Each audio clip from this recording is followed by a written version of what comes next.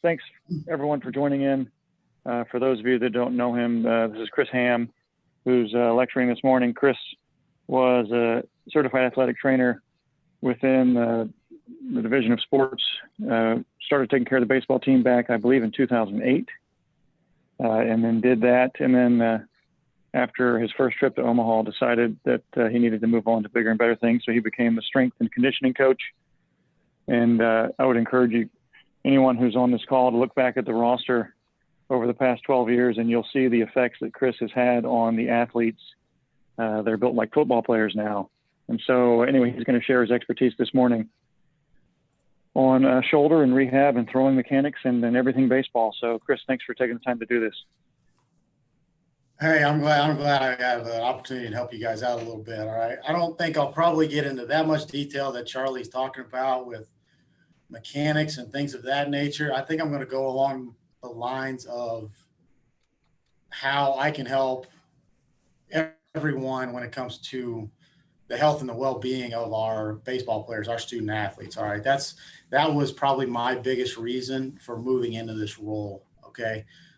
With that being said, I mean, you guys are all probably sitting here wondering, outside of Charlie's explanation, why you're listening to a strength and conditioning coach for a baseball team, honestly. So with that being said, I mean, it was my background in athletic training that's kind of led me to this, and the lack of communication between certain aspects of an athlete's performance. I mean, we're talking all things considered, but the biggest one for me when I first started this as an athletic trainer was the relationship with the strength and conditioning coach. I had working relationships with our pitching coach. I had working relationships with other position coaches, but the relationship was not negligent with the strength and conditioning coach, but I just thought there was a disconnect and lack of transparency, transition for certain guys, and lack of transfer for some of these things. All right. We'd have these guys come in with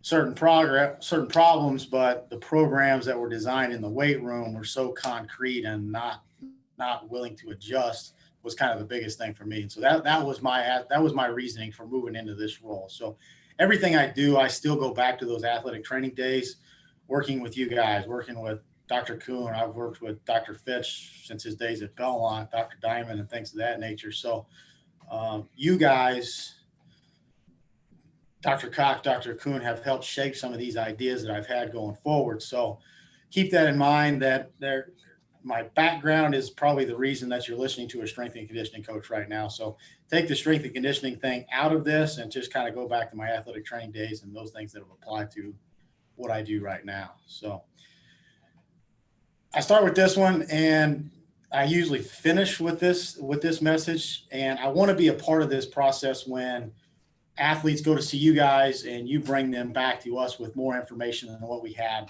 when they went over to see you. Does the patient fail the rehab, or does the rehab fail the patient? Okay. And we need to look into all aspects of what we're doing, including what I'm doing in the weight room when it comes to this, because I still see what I do in the weight room as a proponent of the rehabs that you guys are helping putting together for our athletes when they're trying to get back to what they want to do on the field. So what you guys think I do as a strength and conditioning coach, all right, this poor technique of a squat, having the whole team in the back, screaming and yelling, me in the front of him with the video camera and everything like that. It's not necessarily what I do. Yes, we probably will do this particular exercise if the guy meets some parameters to it, but this is more like what I do. All right. This is what I actually do.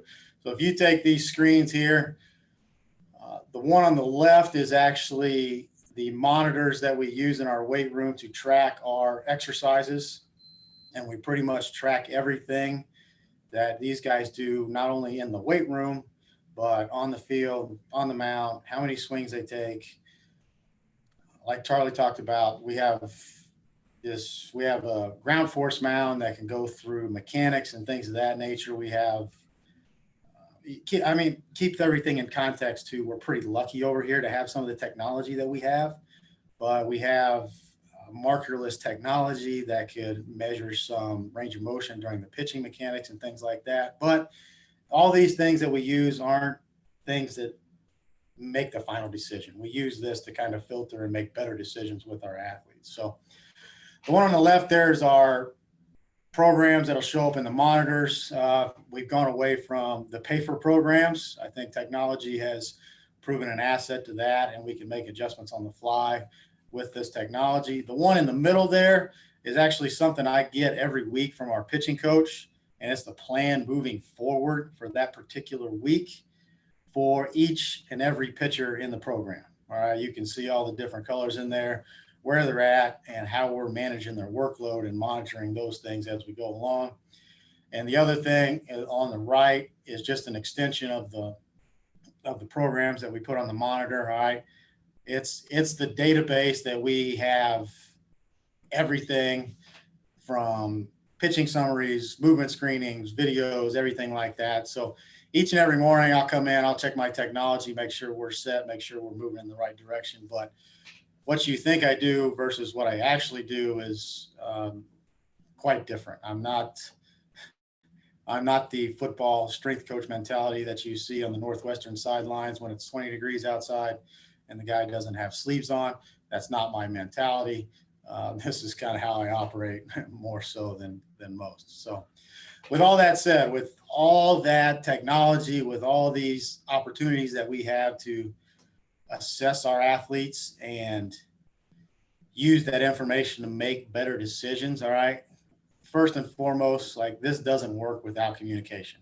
And that is all parties involved. Every one of you, our PTs, our nutritionists, our sports psychologists, my head coach, my position coach, my pitching coach, and my athletic trainer. There's not a day that goes by that my athletic trainer is not in here discussing something within our program. Is everything all right? Are we going over the injury report? Are we making sure we're addressing the needs of these guys on the injury report, along with those guys that we might have picked up something during a training session the day before or something like that? Or I had a conversation with a kid. I will tell our athletic trainer, hey, have you checked on him? It might not be something that he's been made aware of yet. So first and foremost, communication is key. Without that, this thing doesn't work. And I'll tell you from experience, in my athletic training days early on, I tried to do this all by myself. Like I said, the connection that I had with strength and conditioning wasn't like the relationship that I have with the athletic trainer now. So I took it upon myself to try to have all these conversations, including nutrition. And well, I didn't go too much along to sports psych other than some positive reinforcement, but I tried to make adjustments in the strength and conditioning programs. I tried to toe that line just a little bit, but without this, none of this works. All right. That's the key thing. And we, as the athletic trainer and myself here, Chris, we take your information and it helps us make these informed decisions that we're trying to do with our athletes. So when we're discussing these plans, whether it's the guys on the injury report, whether it's developmental guys that have just been in our program for a year, whether it's an experienced guy that's been in our program 3 to 4 years, that's more of an advanced trainee, advanced baseball player in our program. All right. I need to be able to inform you guys, like anybody listening right now needs to be able to come up to me. What are you trying to do? What's your base philosophy? And what is your process that you try to apply to your team within the program? All right. You should be able to do this with any strength and conditioning coach that you talk to. What's your base philosophy? All right. And we'll start. I mean, mine, it's very simple, but the thing is, we can go in many directions if you take this information from its base level. So here's what I work with. Here's my training philosophy. All right. We're going to assess early and often. All right. And most of you are thinking like an assessment is a formal assessment on the table. We're just in shorts, no shirt on, and things of that nature. Yes, we do that. That's our suit measurements that we take, but keep in mind, there's very few people in an organization, in particular ours, and they talk about it in football a lot of times, that see the athlete more than the strength and conditioning coach does. I would argue that I see our pitchers more than anybody in our program. our pitching coach might argue with me just on a selfish reason, but these guys are in the weight room to do their activation when they get going. They come up here for recovery. We're also doing our strength and conditioning program. We take care of our general fitness and things of that nature. So I spend a lot of time with these guys. So that's the often part. We need to take that into consideration. Like, I see these guys move so often, I don't necessarily have to put them on a table every time they get a suit measurement when we do this. All right. Next is basically general physical prep. If you're going to play on an elite level in any sport, you have to have a general foundation of fitness in order to do that. Now, we all know that fitness and conditioning is very specific. Throwing a baseball requires a very specific level of fitness to throwing. There's not much carryover to that. You can do as much training as you want to on a bike. You can do as much training you want to running and things of that nature. Yes, that'll help you recover, but it's not throwing in particular. So I want to make sure they have enough general physical fitness in order to recover and do the things that they want to on the baseball field. All right. Next, most everything that we do in the weight room is ground-based, okay, outside of some distraction things that we might do after compressing the spine. But all the exercises, not all, most are ground-based because the athletes that I work with work from the ground up. Okay, so that's next. Multi-joint movements.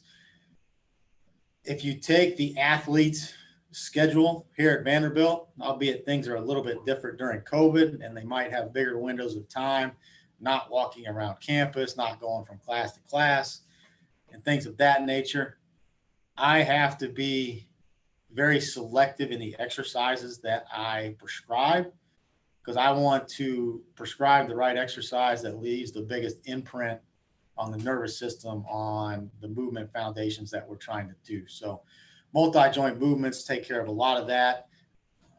I might do some corrective stuff within our program to fill some time within the program, but also address and enhance some of those exercises that I might be doing within a program too. But we can talk about that here in a minute. So multi-directional, same thing. I want to get the most bang for my buck when I design a program, especially for those novice and beginner athletes that are just coming to our program.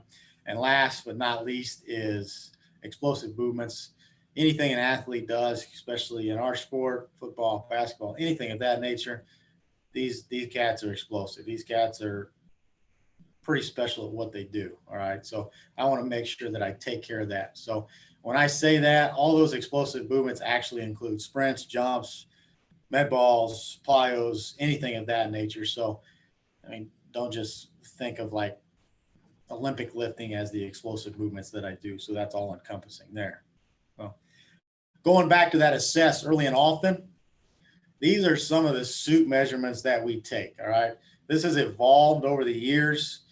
Having listened to Dr. Kibler and Dr. Kuhn and things of that nature. Yes, we still take internal and external rotation of the shoulder, but things have evolved into, that snapshot of internal and external rotation is a very good measurement to keep, but we never really know where they're at when we get them on campus. Yeah, we have those conversations. When's the last time you've thrown? Have you had any previous injuries, things of that nature? But like that internal external rotation is this wave of up and down. If they throw a baseball in a live outing on Friday and then they come in the athletic training room on Saturday, more likely they're going to have lost internal rotation and things of that nature. So we need to keep that in mind when we do these evaluations, when we're actually taking those measurements and things of that nature. So what I want to start to get you guys to understand is, and what I try to get our players to understand is, and it usually takes them quite some time, is playing baseball and being a pitcher within our program is a hell of a lot more than just the arm. Okay. Your ability to transfer energy from the ground up, from the middle of your body up through your arm or through your hand to get the baseball to do what you want to do is the biggest part of this. All right. Having an understanding how your body moves from the middle up is the toughest conversation I have with these kids. All right. We get these kids that have shoulder pain and elbow discomfort, and they want to go right to the spot and attack it, all right, I'm going to regress and take that victim culprit approach that we learned early on. Okay, yes, the elbow hurts. Yes, the shoulder hurts. What else is going on that I can address under the timeline that we have these athletes? Okay, I'll show you I'll show you a performance calendar here in a little bit, but these windows of time that we have to work with a collegiate baseball player really aren't that big. Okay, I don't have, unless it's an absolute reset or a surgical case, I don't have an off season that a professional athlete has to make these wholesale postural restorations. All right. Yes, I love postural restoration. I love the breathing exercises. But once again, I'm going to select and prescribe an exercise that's going to give me the most bang for my buck with these. And for the majority of who I deal with, beginner trainees in the weight room. All right. So we look at Vanderbilt, and I get this question all the time. Like, you think these guys are elite at everything they do? I get guys that come into the weight room that haven't touched a barbell in their life. Sorry, I'm going to lose my light. I've been sitting still too long. There are guys that have never seen the weight room. Yes, they are elite pitchers. They are elite compensators, but they haven't touched a weight in their life. So I need to make sure that I'm making the right exercise prescription for these guys. So going across, I want to make sure that we address the hips. All right. I'll take this information. I'll give it to my pitching coach in particular. And this might lead him into a direction of prescribing a particular drill for an individual, or how somebody might set up on the mound, how they might set up on the mound, and where they might have their hands when they start their delivery. All right. All of these things are going to have an impact on the way they throw a baseball.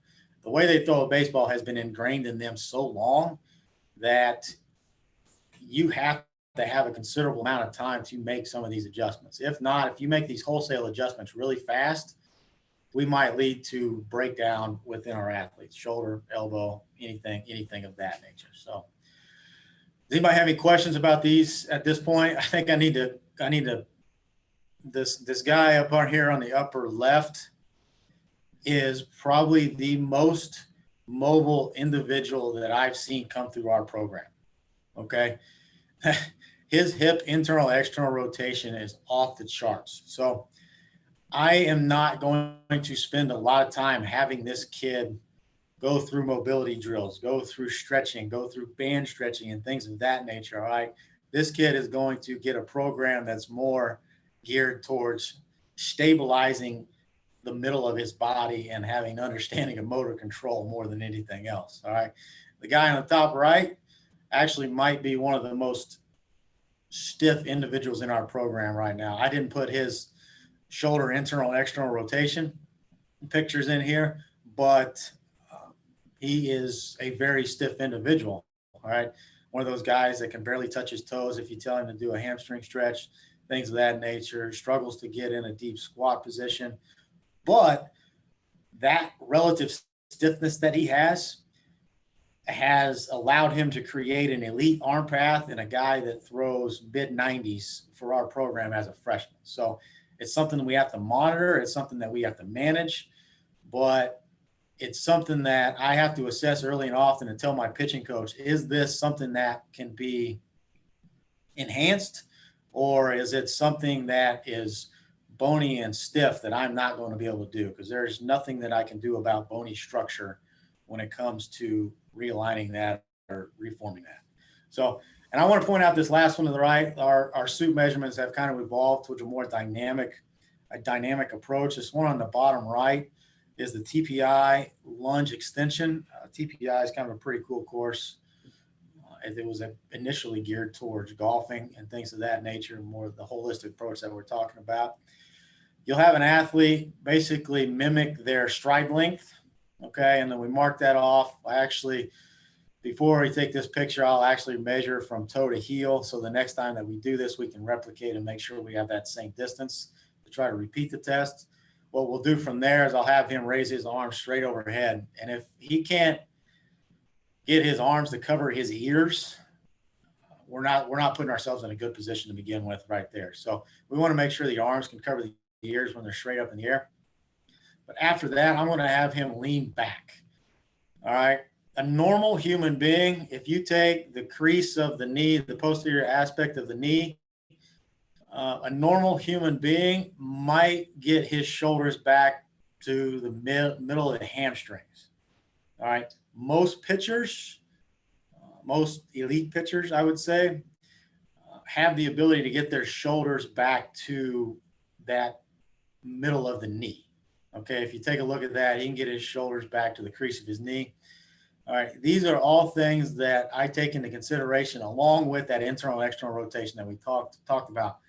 Yes, we take that static measurement of internal external rotation, but we need to understand as movement therapists, like that external rotation is enhanced when he goes back into thoracic extension, thoracic rotation, and things of that nature. So it's not just one measurement within the shoulder girdle. Anybody got any questions about that? Yeah, Chris, during that internal external rotation of the shoulder, I may have missed this a little earlier. I had to step aside for a second. Are you doing strength assessments there too? Yes, we will. And the unfortunate thing about that is I do it in the weight room, and we'll actually do that as part of our program.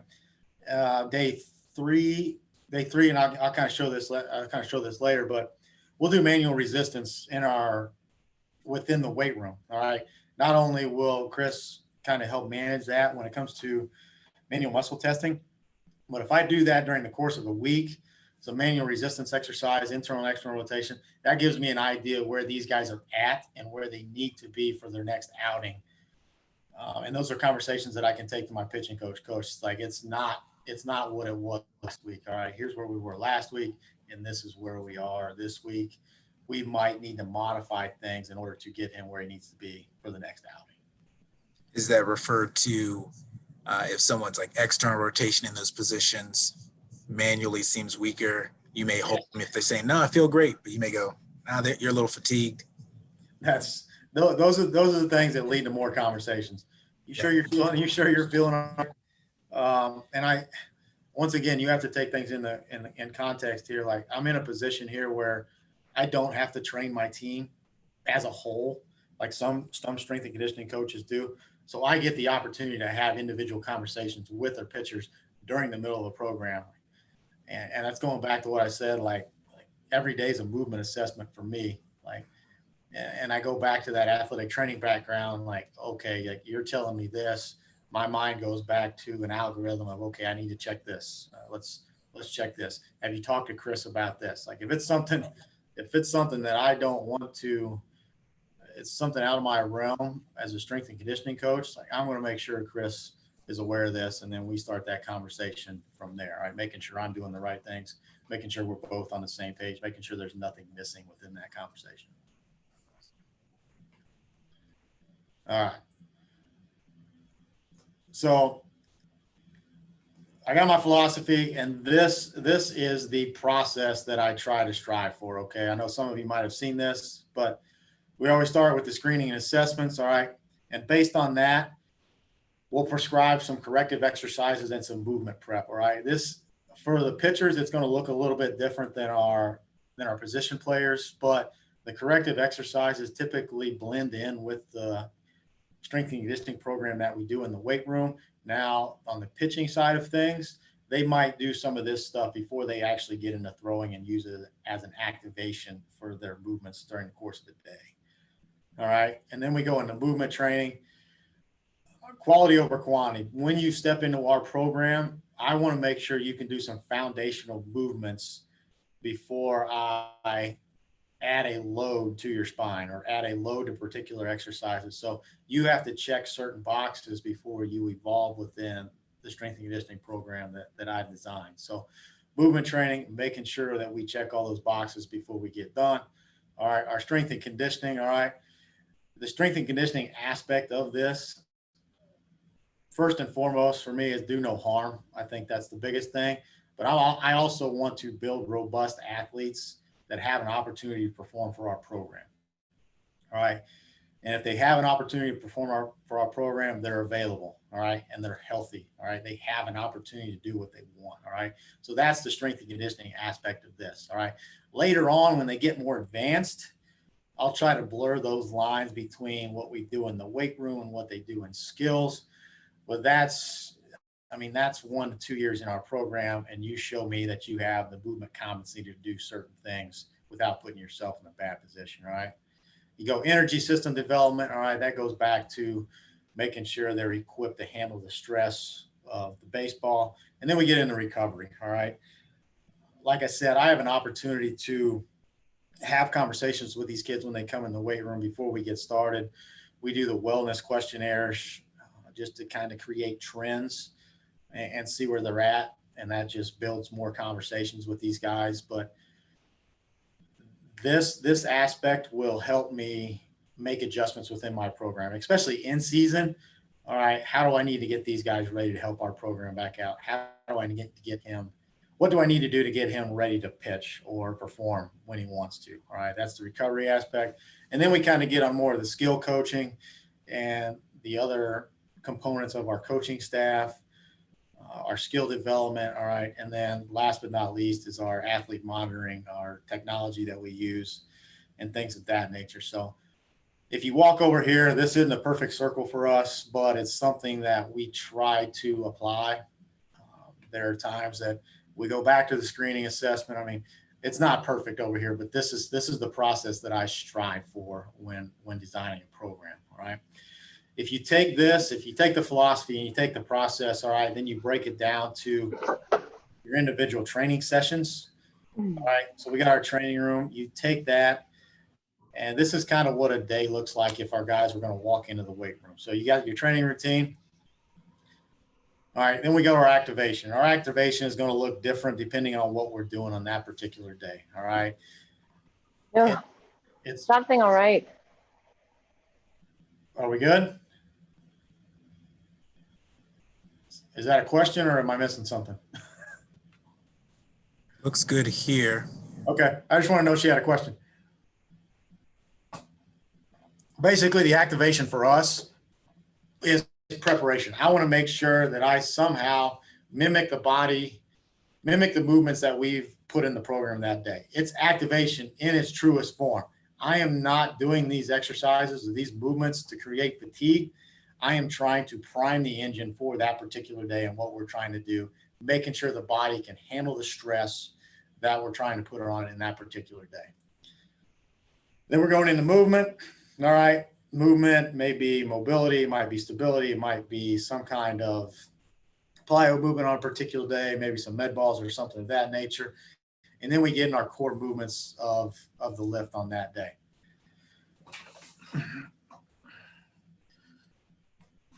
And then once we get into our core movements, all right, that's kind of when you'll get into the individualization of a program. All right, that is where you prescribe the individual based on what we found with those suit measurements. Okay. That's where I do my best to prescribe the right medicine. I mean, you guys do this too. Like when you hand out prescriptions, all right, I view it as the same way. I view exercise as medicine. I want to make sure I'm prescribing the right ones that these guys can move forward and feel better when they do that. So taking the suit measurements, taking this as the foundation of what I do. I know Dr. Kibler has talked about this approach, but the mobile stable approach on certain joints. Okay. And I'll add one to this. I know you don't see it on the C-spine there. We need to make sure the C-spine's mobile too. All right. Make sure the scap's stable, make sure the shoulder's mobile, make sure the elbow is stable. But we also need to make sure we take care of the C-spine too, making sure that we're not kind of balled up there with some soft tissue restrictions and things of that nature. All right. And looking back at that picture with that lunge extension, all right, all this stuff is connected. I mean, I think that song you heard as a kid just still rings in my head. The knee bone's connected to the thigh bone and things of that nature. Like that still rings true in my mind. Yeah, the shoulder hurts, but what else can I take a look at in order to make sure I can take stress off that shoulder? Because I'll be honest, during the course of a season, we're going to send somebody over to you, and they're going to have a jacked up scap that's not going to move well. There's going to be some scapular dyskinesis there. But under the time frame that we have in the course of a season, an SEC schedule, a postseason, I'll be honest with you guys. I'll be honest with the docs here. Like, I am not going to be able to address that during that time frame. But once we get to the postseason, once baseball has kind of calmed down a little bit, we can kind of go at that a little bit more stress. So I look at things that I can do to take stress off that shoulder and kind of relieve some of those symptoms that we're having. So take that individualization idea, take this model right here, and you'll kind of walk into our weight room and you'll see this. Our athletes, based on the suit measurements and based on the philosophy that we have, our athletes are in buckets. All right. There's not 35 different programs going on within our weight room. All right. You might have a group that's more mobile versus stable. Okay. So I'm going to have the stability group, the guys that are very stiff and things of that nature. We're going to add some mobility drills within what they do. All right. The guys that are extremely mobile, that gentleman that I showed you with the mobile hips, we're going to add more stability work within their program. Okay. As opposed to this blanket thing. All right. So pardon my language. If you walk into a weight room, if you walk into a training session in our weight room, it's an organized shit show. All right. You have starting pitchers.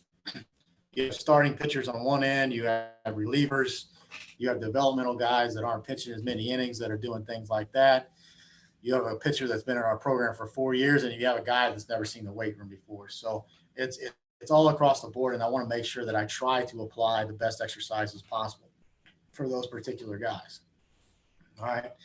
With that information, I look at this, all right, starting from the bottom up. I know there's way too much going on in this slide, but I want to make sure that we create this foundation within our program that we can get later on when those guys are here 3 to 4 years and they're looking to move on to a professional career, that we can do things that are more geared towards their skill, whether it's hitting, whether it's pitching, that transfer of energy from the hips, that hip shoulder separation that they're trying to create, things of that nature. But once again, I want to make sure that I take care of that base level before I start to address anything up there.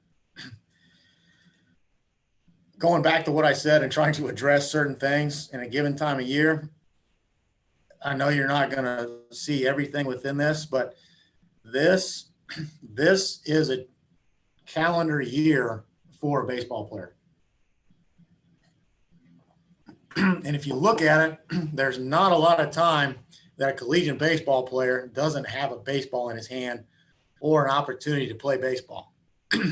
Outside of some opportunities in the summer where they might not have gone on to play summer baseball, the windows are small. The windows are small to address things like scapular dyskinesis, the hip problems, the internal rotation deficits of the hips, and things of that nature. So I have to view this like when the training window's open, I have to take that opportunity. So I view the fall season that we have, even though the baseball volume is considerably high, that's an opportunity for me to try to address things over the course of the year.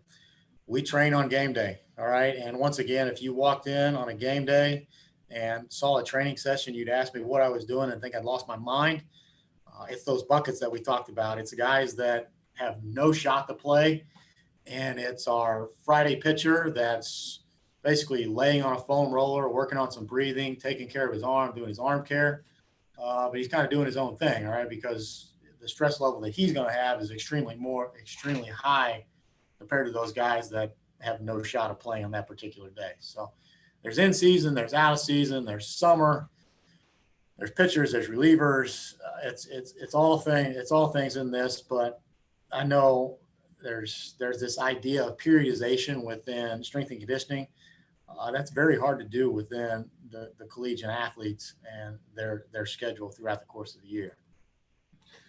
I know I throw all that out to you, and you guys are very, very smart individuals, and it sounds like this is rocket science. It's not, but it is science. I will say that.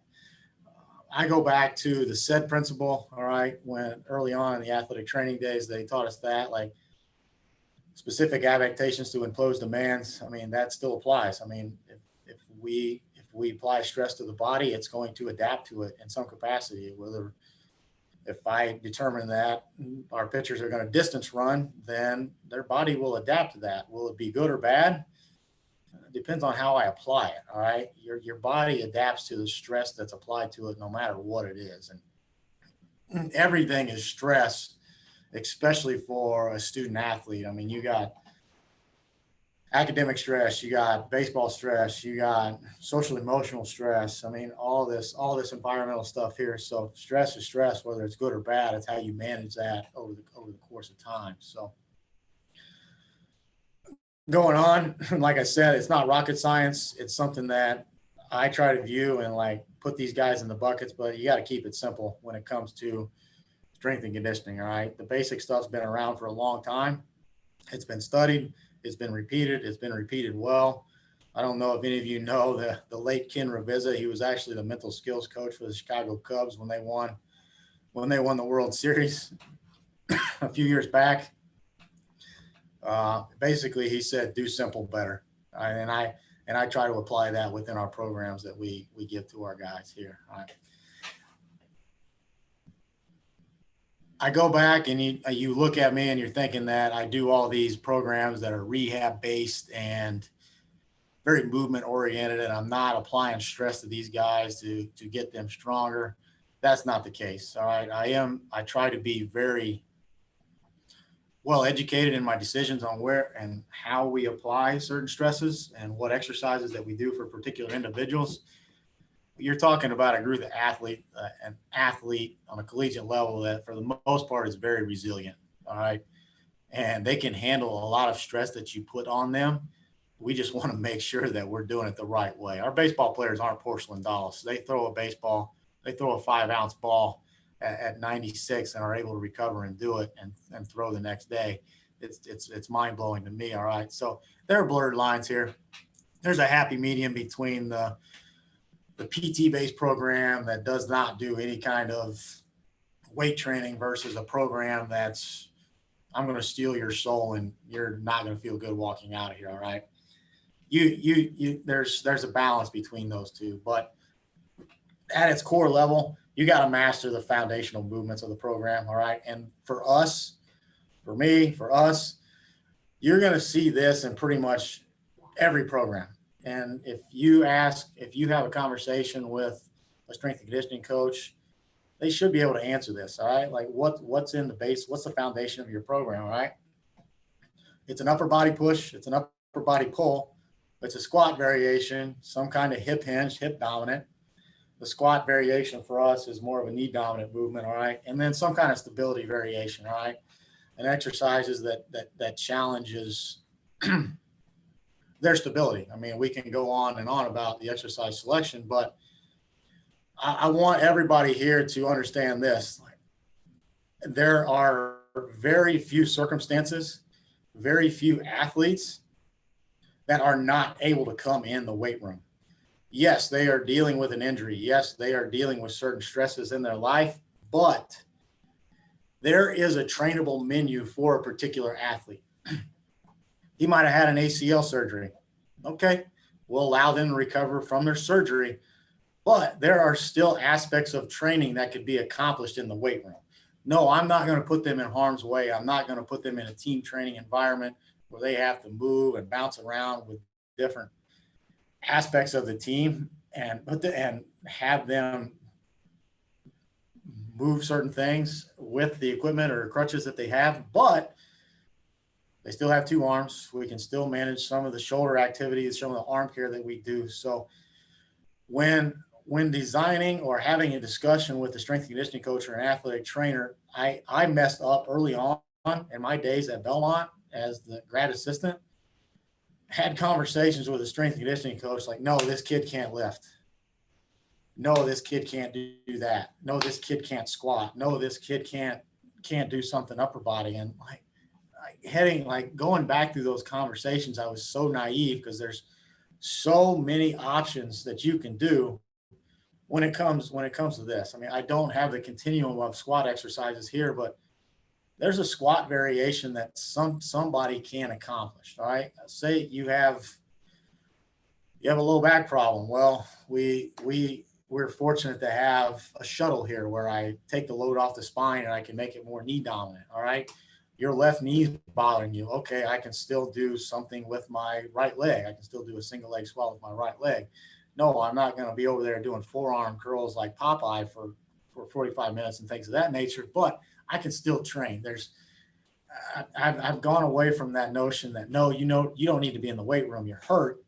No, let's find a trainable menu that we can work with within our program. So we'll take these programs, and you'll see this from me all the time. It'll say a squat variation, and that organized chaos that you see within the weight room.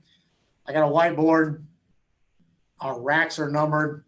They're COVID friendly now. I was doing this well before COVID happened to keep everybody organized and in place. On that whiteboard, like everybody's program on their tablet will have squat variation. On that whiteboard, I will get more specific, all right? Whether it's a belt squat, whether it's a shuttle squat, whether it's a back squat, a safety squat, something like that nature, that's what you're going to do on that particular day. So that'll be your variation, okay? More times than not, anytime that I do something that loads the spine, okay, I'm going to do something that actually kind of decompresses the spine, whether it's a dead bug, whether it's a pull-up bar hang or something of that nature. So once again, go back to that training menu. What's trainable, what's easy to access with your particular athletes there. So what you guys are seeing right now is a trainable menu for a pitcher. Throughout the course of the week, I know we look at our starting pitchers. Day one, we kind of look at their schedule. Day one is total body for us. I make sure, like I said, I want to make sure that I get the most bang for my buck. We come in, we do our assessment, we see where they're at after their outing, discomfort, conversations with the athletic trainer, and then what we need to modify within our program. Sets, reps, movements, things in that particular, and then we'll go with total body program on day one, all right? Day two is more of a fitness day. Day three is another total body day, but more of a single leg variation as opposed to the bilateral movements. Okay, day four, some recovery. Day five, they're back in the weight room. All right, day six is what we call kind of a freedom day. Day six will be actually the day before their outing. Day seven is the day they pitch. So that's the Friday night starter. That's day seven for him. So day six, I want to make sure that he checks all his boxes, that he's comfortable and ready to go for the next day. All right. So if you take this is what I start with on a particular day. This is what I might start with on a particular day. It's just an example. But after the assessments and the discussions that we have with the athletic trainers and the athlete, I might make adjustments in particular exercises moving forward based on the answers and the discussions that we had. So once those guys get advanced enough and have mastered these foundational movements, all right, this is kind of where I'll toe the line with what I do in the weight room and what they're trying to do when it comes to skill development, okay? This is where you'll see a lot more. You'll see the core velocity belt. You'll see the what's that strap, and you'll see these movements that actually mimic hitting, mimic throwing, as opposed to a squat variation of things of that nature. They're not the dominant aspects of our program, but once we've mastered some of these foundational movements, I'll start to use these movements as fillers, all right? Making sure they have a better understanding of how their body moves with what they're trying to do out on the field, okay? Those particular skills that they're trying to accomplish, all right? I know that you guys get a lot of people that come through your office and they have discussions with you about the reasons that their velocity's dipped. And the first and foremost is that, like, my arm hurts, all right? And I go back to why. why is that arm hurting? Is it a breakdown in movement efficiency? Is it a breakdown in the motor pattern or anything of that nature? But there's a lot more to this. I mean, there's, like we talked about earlier, there's a lot more stress to this than just throwing of a baseball, right? And these are actually just a few that I've come up with. All right. Have they lost weight over the course of the season? All right. That's going to change. Have they gained weight? Are they doing too much? All right. I think that's probably the biggest one that I want to make note here is fatigue actually masks your level of fitness. I would argue that most of our athletes are in decent shape.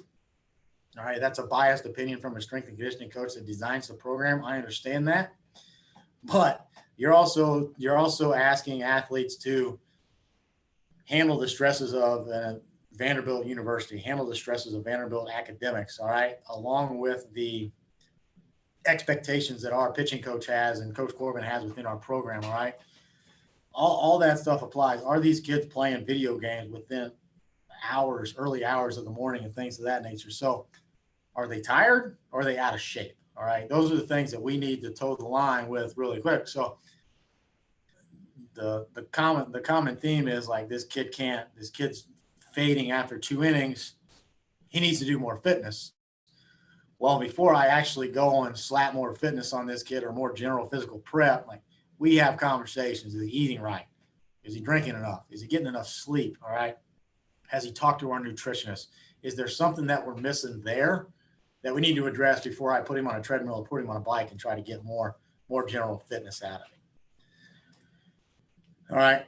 And last but not least, I want to take these opportunities that I have these kids and try to create self-sustained individuals. I want these guys to be able to have an educated conversation with you going forward when they go off to their professional careers. All right. Making sure that I taught them the foundational movements, making sure that I taught them the right ways to recover, making sure I gave them a foundation of if their shoulder is bothering them within the realm of I need to address these certain things before I go see Dr. Cox or Dr. Kuhn. All right. Making sure I address those before I actually go, as opposed to just hit the panic button every time my arm hurts. I want to create this learning environment that's dedicated to these self-sustaining, self-managed individuals that can help themselves. All right. And there's this All Blacks book called Legacy that kind of gives you an idea of what these guys are trying to do and what I'm trying to apply. I know that's kind of a philosophical thing there to throw at you at the end, but I want these kids to walk out of here well informed and equipped to handle conversations with the people that they're going to work with on the next level.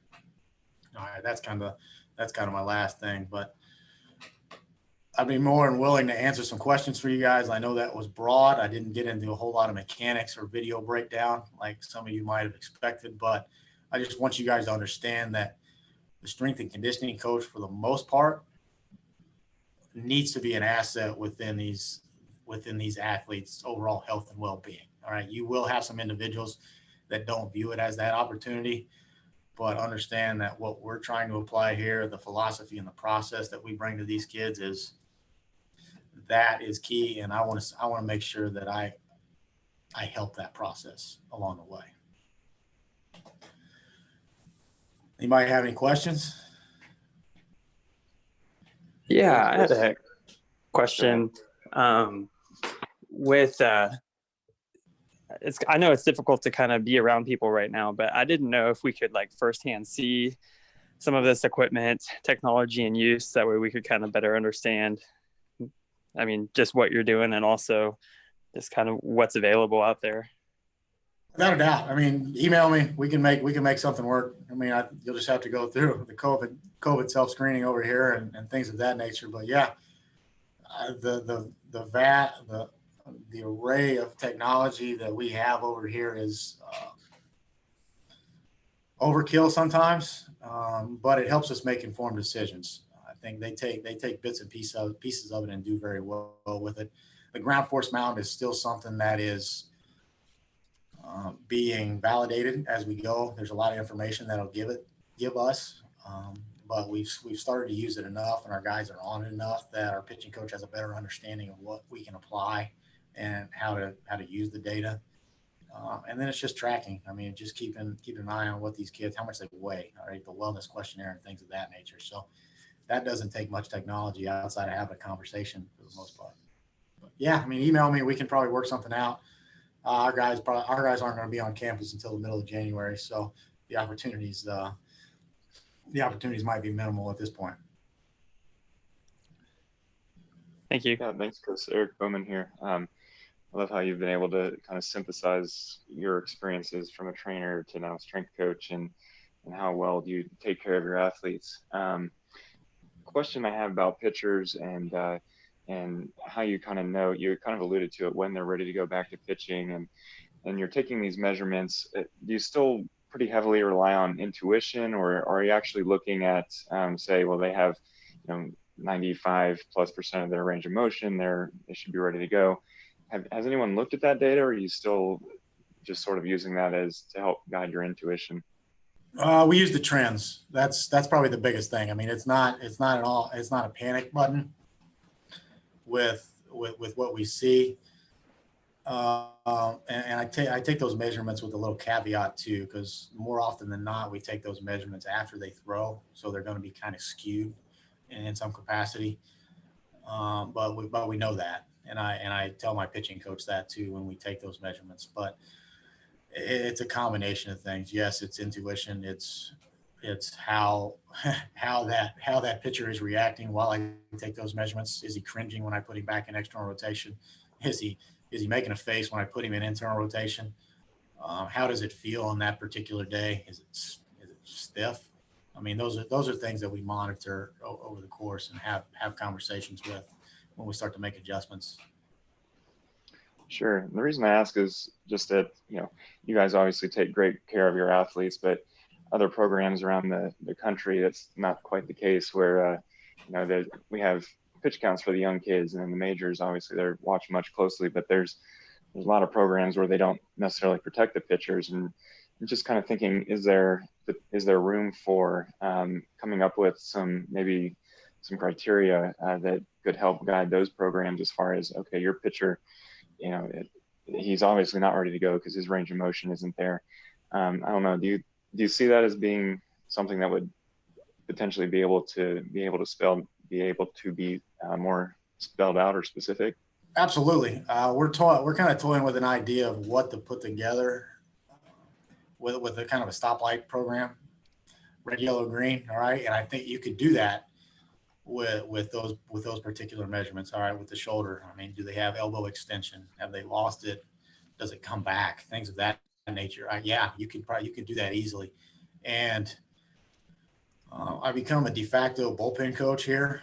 I mean, we go as far back as tracking how many pitches those guys throw in the bullpen. All right. Not only what they do in the mound, what they do in the warm-ups and things of that nature. We track pretty much everything that these guys do.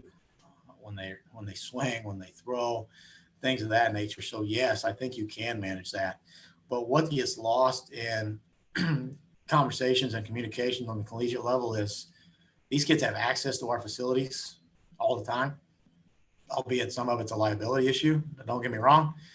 When they're in the pitching lab at midnight trying to figure out how to throw a changeup and how to locate it where they want to, that's hidden volume that kind of gets brushed under the rug. And they neglect to have some of those conversations sometimes, and it doesn't come up when you go see a doctor.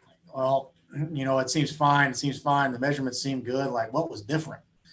Well, they neglect to tell you that they spent 3 hours in the bullpen trying to work on a slider, and the volume was just through the roof. So yes, I think you can do that. And I think the stoplight system is probably the best way to go.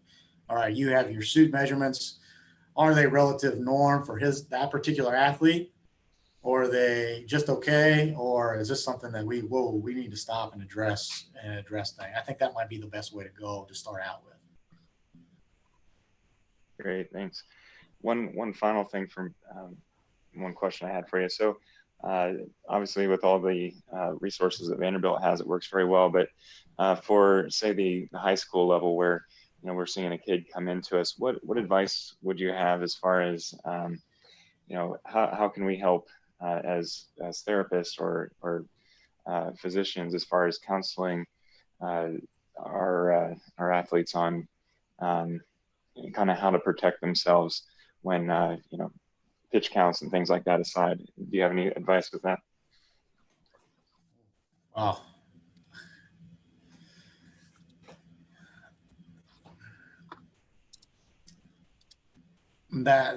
No, I don't. I'm sorry. Because I know the wide variety of athletes that you see in your office.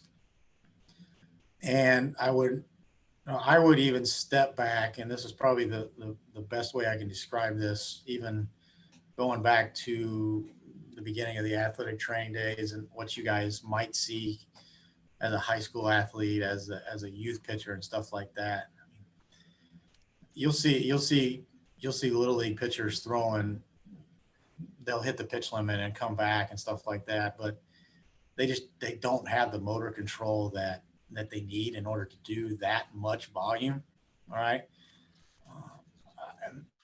I'm not telling you to send them to the weight room or just like put this blanket idea across, but having them understand that it's not about the arm, it's about how you can apply and transfer force within your body, and being able to take care of your body and be able to control your body is way more important and has a way bigger footprint on what you're trying to do as an athlete than prescribing 10 sets of exercises on a J band or internal external rotation of the shoulder. So I think holistically, when I talk to high school coaches, the J bands are great.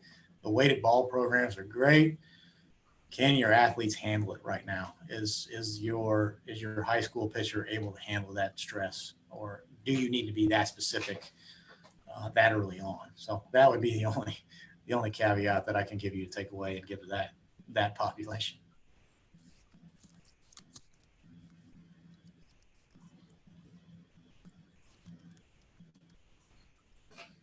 Anybody got anything else? Dr. Kuhn, I know you're unmuted there. You want to throw something at me? You know, I think you did a great job. You know, obviously you're an expert in this. There's no doubt. I have nothing but the greatest respect for you, because what's amazing is I talk to my friends across the country who take care of college baseball teams, and they get injuries all the time. And a lot of the stuff that you're doing is preventing those injuries. And it's pretty rare for our guys to get hurt. So, yeah, you know, you're a superstar. There's no doubt. Well, let's not fool ourselves. We have our share of injuries, but ideally we want to manage those and have them not be catastrophic. That's what we're trying to avoid. I mean, they're not always hurt, but they're always on the recovery side of things. Our starting pitchers, like if you try to throw a 5-ounce object that many times that hard, yeah, your body's going to hurt. All right. It's how you manage that stress and how you recover it and get ready for the next time. Well, thanks for doing this. No, thanks for having me. This was fun. It's a little different though. I don't get to see faces and laughs and bad looks and things like that.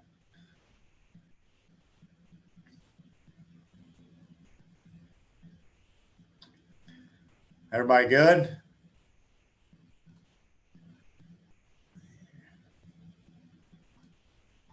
I know Dr. Scott said he had to go, so you guys are all free to go unless you have any more questions with me.